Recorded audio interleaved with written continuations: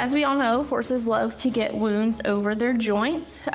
So sometimes we might have to put some extra protection on a wound underneath the standing wrap. And so I'll show you guys how to do that.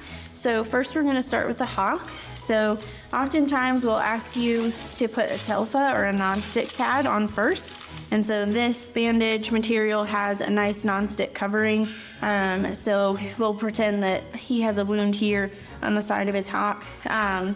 And so we'll have you put the telfa down. And then if we need some extra compression, we'll have you put some gauze 4x4s there. And then to hold that all in place, we'll do some rolled cotton. So I like to do a figure 8 pattern over my joints so that we give them some extra mobility and we avoid putting pressure on these points here, which can lead to sores. So you'll just do, you can put a little bit of tension on this, but it's really just to hold these things in place. And so you'll kind of just figure 8 around the point of that hock there, just holding all of these things together. So that way they're not moving and sliding as you're trying to put the rest of your standing wrap on. And then this can help give some extra protection and extra cushion and also extra absorbency to any of your wounds there.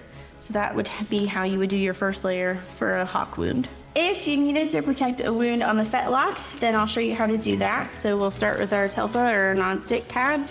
We'll put that where the wound would be. I'm gonna put some 4x4s over that, some gauze 4x4s, and then I'm gonna hold that all in place again with my rolled cotton.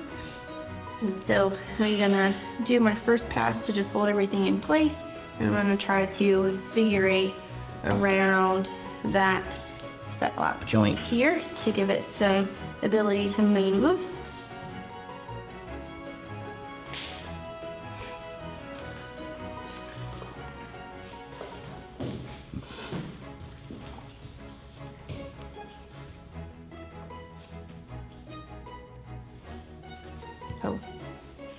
So that would be how to start your first layer for a fetlock.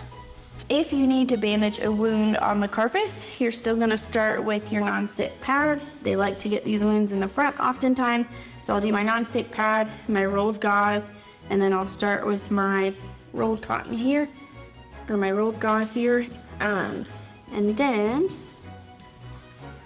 I like to do one of two things. I'll either put some extra padding over this accessory carpal bone here to protect it from pressure sores, or you can also cut a release suture or release incision in your bandage. So that's kind of up to your veterinarian, but we're gonna start to hold all of those in place, and then I'm gonna start my figure 8 around the carpus again.